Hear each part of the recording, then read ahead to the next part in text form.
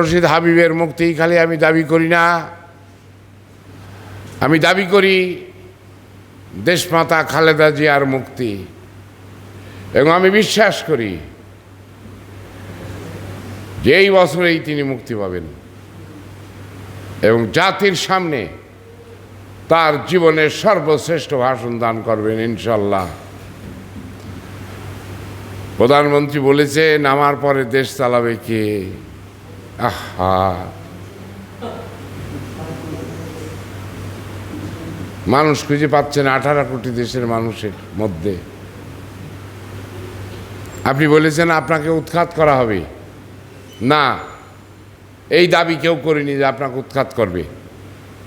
আপনার কাছে দাবি করা হয়েছে যে আপনি একটা অবাধ সুষ্ঠু নিরপেক্ষ নির্বাচনের ব্যবস্থা করবেন, নিরপেক্ষ তত্ত্বাবধায়ক সরকার গঠিত হবে এবং তারা একটা নিরপেক্ষ সরকারের গঠনের পর এই দেশের জনগণ যাকে ভোট দেবে, যেই দলকে নির্বাচিত করবে, তারা দেশ পরিচালনা করবে।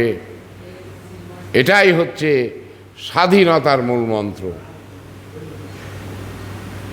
আপনি যেভাবে দেশটা চালাচ্ছেন আপনার মনে কিছু বলবে না? আমার খুব দুঃখ হয় যে প্রধানমন্ত্রী শেখ হাসিনার নেতৃত্বে যে দাবিতে আন্দোলন করেছিলাম, নিরপেক্ষ তত্ত্বাবধায়ক সরকার গঠনের দাবিতে 173 দিন হরতাল করেছি এরশাদের নির্দেশে।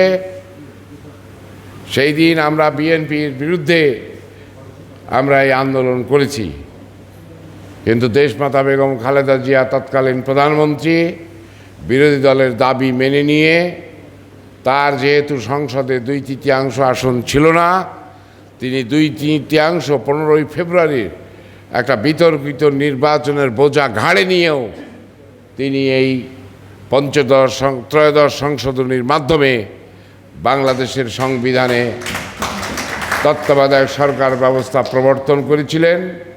সেই দিন আমরা শেখ হাসিনার জয়ধ্বনি গেয়েছিলাম যে আপনার আন্দোলনের ফসল এই নিরপেক্ষ তত্ত্বাবধায়ক সরকার ব্যবস্থা। আমরা বিশ্বে একটা নজির সৃষ্টি করলাম।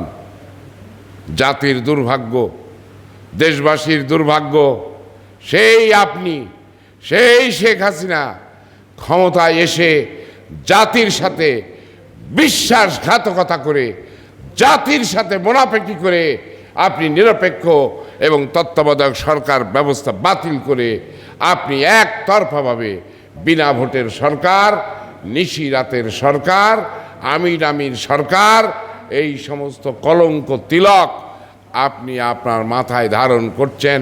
কিয়ামত পর্যন্ত আপনি একটা ভোট চোর অবৈধ সরকারের প্রধানমন্ত্রী ছিলেন, এটাই সারা দেশের ইতিহাসে লেখা হবে।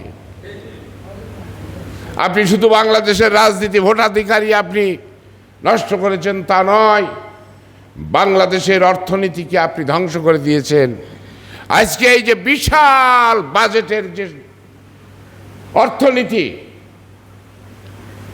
আজকে প্রধানমন্ত্রী শেখ হাসিনা গর্ব করে বলে যে আমার টাকাই পারবো, কিন্তু একবারও তো বলেন না যে এই টাকার সংস্থান কে করেছে, বাংলাদেশের এই বিশাল অর্থনীতি কে গঠন করেছে। এই দেশের এই বিশাল অর্থনীতি গঠন করার পিছনে সব থেকে বড় অবদান হচ্ছে দেশমাতা খালেদা জিয়ার। তার অর্থমন্ত্রী সাইফুর রহমান এই দেশে ভ্যাট প্রথা বাতিল করেছিল, সেই দিন আমরা এটার বিরুদ্ধে করেছিলাম। সেই ভ্যাটের মাধ্যমে বাংলাদেশের আজকে যে বিশাল অর্থনীতি হয়েছে, এই অর্থনীতির জন্য যদি কারো কৃতিত্ব থাকে তাই সেই কৃতিত্ব দেশমাতা খালেদা জিয়ার। আমার দুঃখ হয় এই দেশের মানুষ কেন রাজপথে নেমে আসছে না। ঢাকা বিশ্ববিদ্যালয়, জগন্নাথ বিশ্ববিদ্যালয়, Titumir college, Suhrawardy college, Bangla college, Dhaka college কেন ঘুমিয়ে আছে, কেন রাজপথে নেমে আসছে না? আমার এটাই দুঃখ, এটাই বেদনা। আজকে আসুন আমরা সবাই মিলে দেশে গণতন্ত্র এবং দেশের স্বাধীনতা সার্বভৌমত্ব রক্ষার স্বার্থে আমরা দেশমাতা খালেদা জিয়াকে মুক্ত করি। এই যে হাবিবুর নবী খান সোহেল, হাবিবুর রশিদকে আমরা মুক্ত করে নিয়ে আসি। আমরা আমাদের খায়রুল কবির খোকন ভাই জেলে আছে, সুলতান সালাউদ্দিন টুকু জেলে আছে, তাদেরকে মুক্ত করে নিয়ে এসে আমরা রাজপথে দুর্বার আন্দোলন গড়ে তুলি। আপনাদের সবাইকে ধন্যবাদ।